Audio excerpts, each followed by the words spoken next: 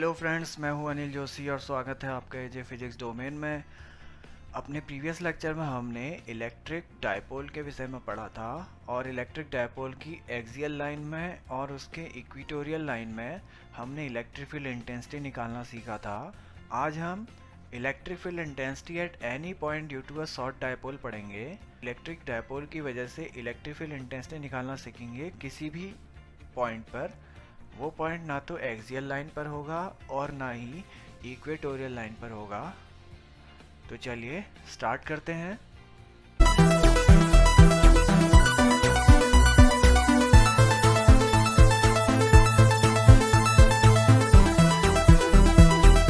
Electric field intensity at any point due to a electric dipole. Okay friends, तो suppose हमारे पास एक dipole है।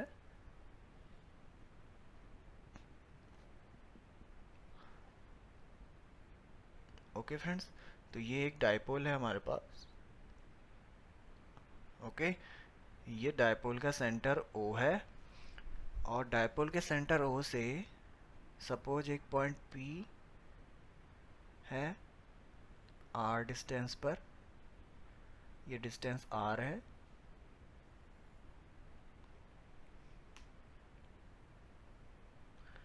इस पॉइंट P पर हमें इलेक्ट्रिक फील्ड इंटेंसिटी कैलकुलेट करनी है। ओके फ्रेंड्स,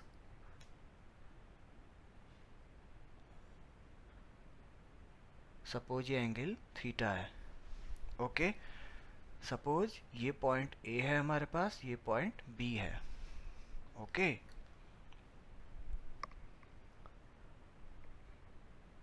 तो हमारे पास डायपोल मूवमेंट की डायरेक्शन कहाँ को होती है? माइनस चार्ज से प्लस चार्ज की ओर को। तो इलेक्ट्रिक डायपोल मूवमेंट की डायरेक्शन जो होगी हमारे पास इधर से यहाँ की ओर को होगी। ओके फ्रेंड्स, माइनस चार्ज से मतलब A टू B। ओके, तो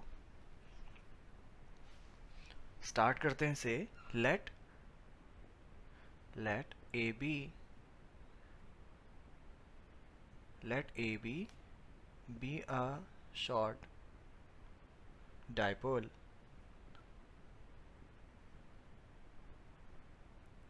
of dipole moment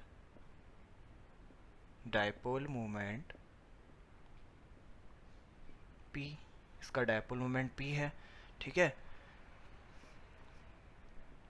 late O be its centre mid point. Okay friends, and let P be any point at which electric field intensity required. तो यहाँ पर हमें electric field intensity calculate करनी है। Okay friends, also let angle P O B is equal to theta. Okay, हमने ये angle theta मान लिया है। नाउ अब ये तो एक वेक्टर क्वांटिटी है dipole moment. Now P be a vector quantity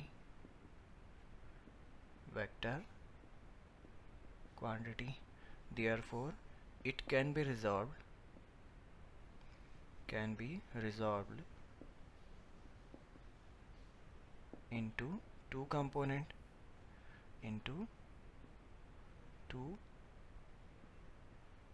components। Okay friends, तो ये कुछ इस तरीके से होगा। ये हमें दिया है, ये पॉइंट A है और ये पॉइंट B है। ओके फ्रेंड्स, पॉइंट A में हमारे पास चार्ज जो है वो माइनस Q चार्ज है और यहाँ पर हमारे पास चार्ज प्लस Q है। तो यहाँ पर जो है हमारे पास P की जो डायरेक्शन होगी वो यहाँ से इधर की ओर को होगी। ये है हमारे पास P डायपोल मोमेंट। ओके, और जो हमें फाइंड करना है पॉइंट जिस पॉइंट पे हमें इलेक्ट्रिक फील्ड इंटेंसिटी फाइंड करनी है वो ये है। सपोज ये डायपोल का मिड पॉइंट है, ओके। तो ये ऐसा हो जाएगा यहाँ पर। सपोज जो पॉइंट पी ये है, यहाँ पर पॉइंट पी है, ओके। और ये इसका मिड पॉइंट ओ है। इस इलेक्ट्रिक डायपोल मोमेंट को हम रिजॉल्व कर सकते हैं दो कंपोनेंट्स में। एक तो कंपोनेंट होगा इस थीटा की डायरेक्शन में, इस डायरेक्शन में एक कंपोनेंट होगा थीटा की ही डायरेक्शन में, और वो होगा P cos theta, P cos theta, okay friends. और दूसरा कंपोनेंट होगा इसके वर्टिकल डायरेक्शन में, वर्टिकल डायरेक्शन इस तरीके से।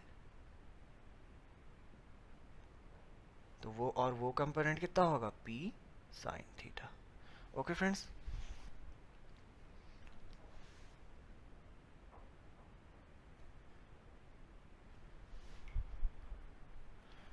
तो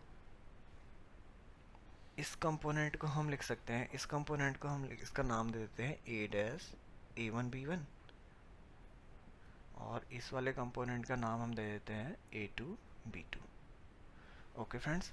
तो अब हम यहाँ पर ये मान सकते हैं, इमेजिन कर सकते हैं कि ये जो ओरिजिनल डायपोल है ए बी, इस ओरिजिनल डायपोल को हमने दो पार्ट्स में तोड़ दिया है। एक डायपोल है A1 B1 और दूसरा एक डायपोल तो है A1 B1 जिसका डायपोल मोमेंट है P cos थीटा, और दूसरा डायपोल है A2 B2 जिसका डायपोल मोमेंट है P sin theta, okay friends. अब ये जो पॉइंट P है, ये point P A1 B1 dipole के लिए तो एक्सियल लाइन पर है, और A2 B2 डायपोल के लिए ये पॉइंट P इक्वेटोरियल लाइन पर है, ओके फ्रेंड्स। तो हम यहाँ पर दोनों फॉर्मूलों का यूज करेंगे, एक्सियल लाइन के लिए भी और इक्वेटोरियल लाइन के लिए भी, ओके। तो now P be a vector quantity, therefore it can be resolved into two components, P cos theta and P sin theta, okay friends. Now point P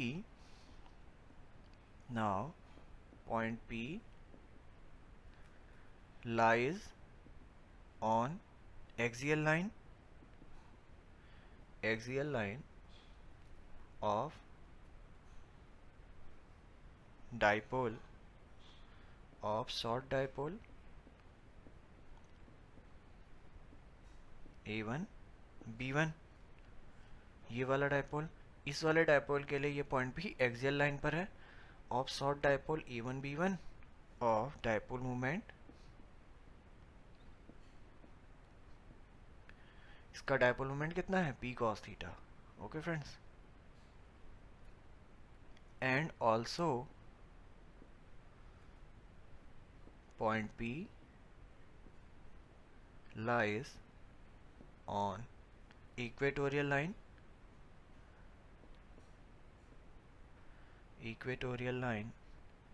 of dipole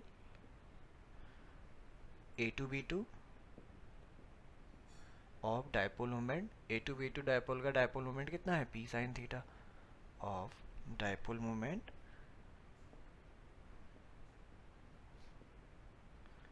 P sin theta, okay friends. तो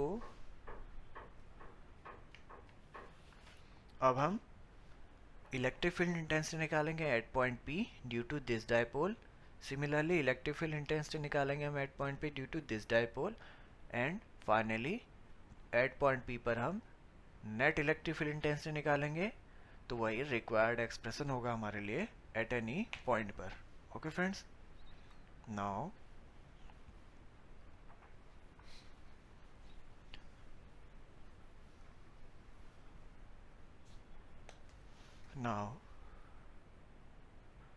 electric field intensity at point P due to dipole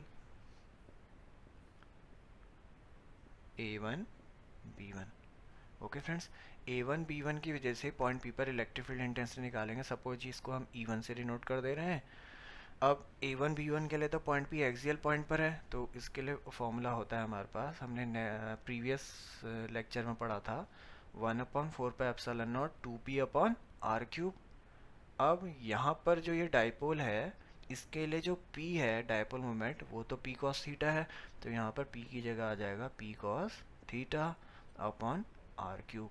okay friends, और इसकी direction कहाँ को है हमारे पास, इसकी direction कहाँ को हो जाएगी, तो सपोज ये पॉइंट P है, ये है हमारे पास E1, ये E1 की डायरेक्शन आ गई। ओके फ्रेंड्स, तो ये पॉइंट P है और इस पॉइंट को हम S कह दे रहे हैं सपोज, तो ये हो जाएगी इसकी direction along PS, along PS। Okay friends, similarly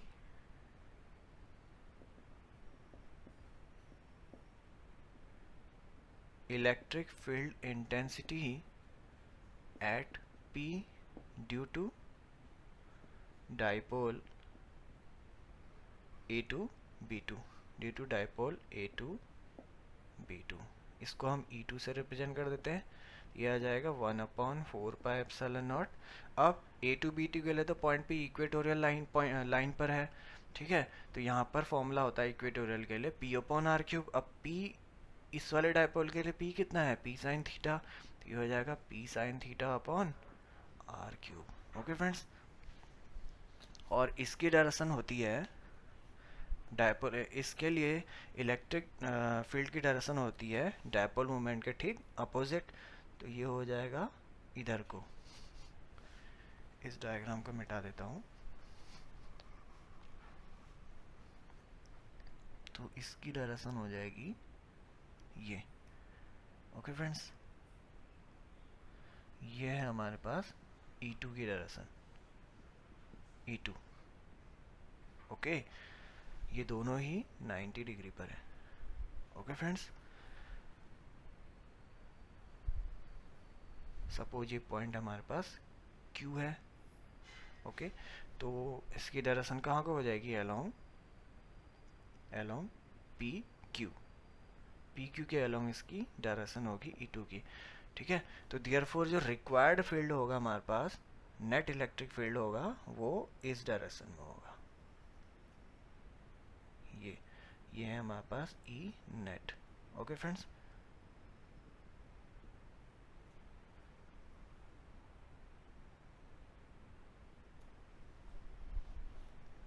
okay, suppose ये पॉइंट है हमारे पास R। ओके, तो therefore required, therefore net electric field intensity, net electric field intensity at point P is, ठीक है। सपोज ये एंगल हमारे पास बीटा है।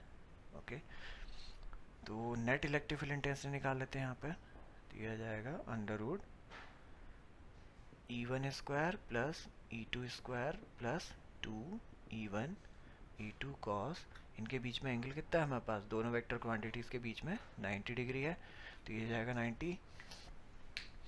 अब E1 और E2 की वैल्यूज को यहाँ पर पुट कर देंगे, cos 90 तो 0 होता है, तो ये आ जाएगा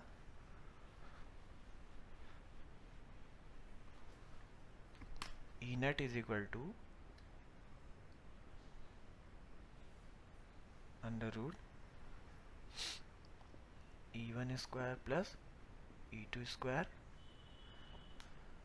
प्लस ये 0 हो गया, cos 90 0 है तो पूरा 0 हो जाएगा। ओके, अब इनकी वैल्यूज पुट कर दो, ये है 1/4πε0 2p cos theta upon are cube का whole square plus 1/4πε0 p sine theta upon are cube का होल स्क्वायर। ओके फ्रेंड्स, तो यहाँ पर कॉमन आ रहा है हमारे पास 1/4πε0 p अपॉन आर क्यूब, दोनों में है तो बाहर कर दो इसको, तो ये हो जाएगा 1/4πε0 p अपॉन आर क्यूब, ये कॉमन है, अंदर बचेगा 2 का स्क्वायर 4 हो जाएगा, 4 cos square theta plus sine square theta. Okay friends, तो हम इसको लिख सकते हैं 1/4πε0 p अपॉन आर क्यूब, इसको लिख सकते हैं हम 3 cos square theta plus cos square theta, 4 cos square को तोड़ दिया इस फॉर्म में, plus sine square theta. Okay friends, तो ये हो जाएगा 1/4πε0 p upon are cube under root 3 cos square theta, ये 1 हो जाएगा, प्लस 1, ये हमारे पास आ गया नेट इलेक्ट्रिक फील्ड के लिए expression eight any point P. Okay friends, अब इसकी डायरेक्शन फाइंड करते हैं। इस इलेक्ट्रिक फील्ड, जो नेट इलेक्ट्रिक फील्ड आया हमारे पास, उसकी डायरेक्शन फाइंड करते हैं हम।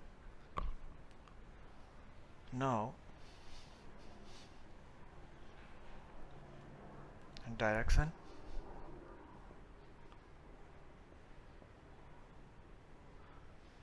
ओके फ्रेंड्स, तो यहाँ पर इस ट्राइंगल का यूज करेंगे हम। यहाँ पर टेन बीटा इक्वस टू क्या है, इस ट्राइंगल में क्या होता है, टेन थीटा इक्वस टू होता है परपेंडिकुलर अपॉन बेस। तो यहाँ पर एंगल ये है, एंगल का ठीक सामने वाली साइड परपेंडिकुलर होती है। परपेंडिकुलर हमारे पास क्या है, आर एस है, आर एस अपॉन बेस है हमारे पास पी एस। ओके फ्रेंड्स, अब आर एस पैरेलल है ई टू के, तो ये हो जाएगा ई टू अपॉन बेस है हमारे पास ई वन। ओके, अब इन दोनों की वैल्यूज पुट कर देंगे यहाँ पर। E2 की वैल्यू थी हमारे पास 1/4πε0 2p cos theta upon are cube upon E1 की वैल्यू थी हमारे पास 1/4πε0 p sin theta upon are cube. Sorry, ये साइन थीटा था हमारे पास,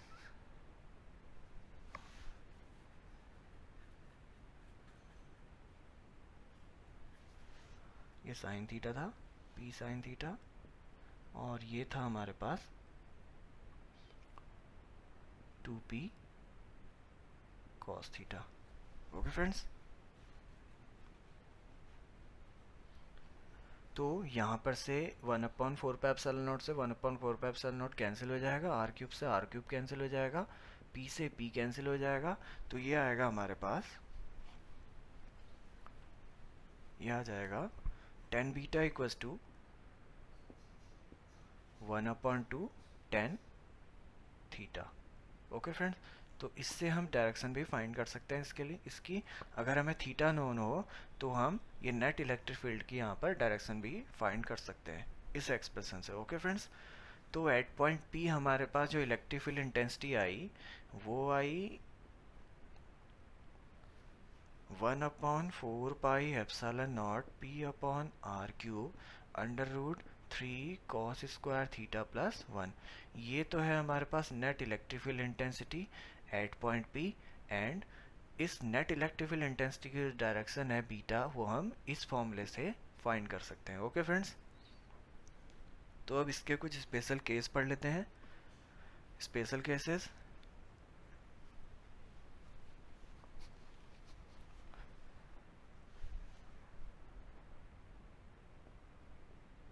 स्पेशल केसेस। ओके, तो पहला केस है जब थीटा हमारे पास 0 डिग्री है। ओके फ्रेंड्स, तो ये है हमारे पास ए डायपोल, ए बी डायपोल, ये भी डायपोल है, और पॉइंट पी हमारे पास यहाँ पर था, ये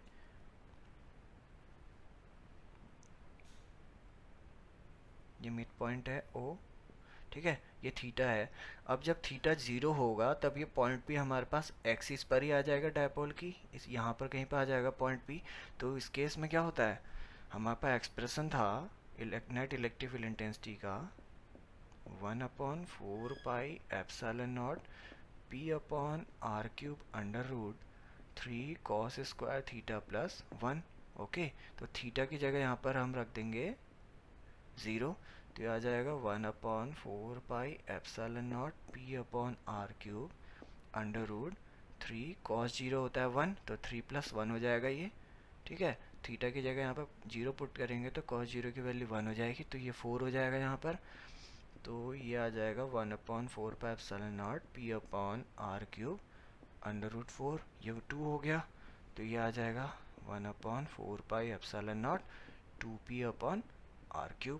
ओके फ्रेंड्स, तो ये हमारे पास एक्सप्रेशन निकला एक्सियल लाइन के लिए। ओके, तो जब पॉइंट P यहाँ पर आ जाएगा तो डायपोल की ही एक्सिस पर हो जाएगा वो पॉइंट P, तो यहाँ पर एक्सियल लाइन पर किसी पॉइंट पर इलेक्ट्रिक फील्ड का फॉर्मूला हमें फाइंड हो जाएगा। ओके फ्रेंड्स, अब दूसरा केस ले लेते हैं जब पॉइंट P ठीक परपेंडिकुलर हो, मतलब जब थीटा 90 डिग्री पर हो, ठीक है। तो केस 2 है,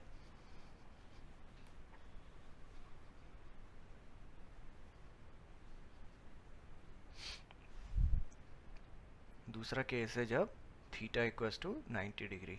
ओके, इन दैट केस हमारे पास जो नेट इलेक्ट्रिक फील्ड होगा, इस केस में डायपोल इस तरीके से था और जो पॉइंट P है वो हमारे पास ऐसे है यहाँ पर, ठीक है।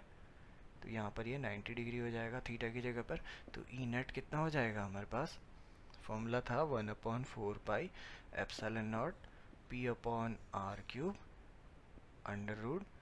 √3 cos स्क्वायर थीटा प्लस 1, ठीक है। तो जब थीटा इक्वल्स टू यहाँ पर 90 पुट करेंगे तो cos 90 तो 0 होता है, ठीक है। तो ये पोर्शन 0 हो जाएगा, तो √1 बचेगा खाली, ये आ जाएगा 1/4 pi epsilon not p/r³ √1। Okay, तो यहाँ पर से हमें मिल गया ये 1/4 पाई एप्सिलॉन नॉट p/r³। अब ये फॉर्मूला किसके लिए होता है, इक्वेटोरियल लाइन के, मैंने इक्वेटोरियल लाइन पे किसी पॉइंट P पर इलेक्ट्रिक फील्ड इंटेंसिटी का फॉर्मूला होता है ये, ठीक है।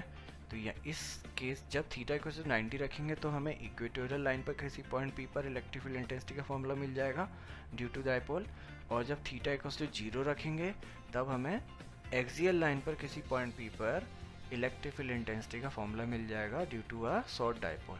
ओके फ्रेंड्स, तो ये हैं इसके दो स्पेशल केसेस, ठीक है फ्रेंड्स। तो आज के लिए इतना ही, अपने नेक्स्ट लेक्चर में हम इलेक्ट्रिक डायपोल के विषय में कुछ और अन्य चीज़ें सीखेंगे। तो अगर आपको ये वीडियो पसंद आया तो प्लीज़ इसे लाइक कर दीजिए, शेयर कर दीजिए और इस चैनल को सब्सक्राइब कर दीजिएगा। So thanks for watching friends, bye.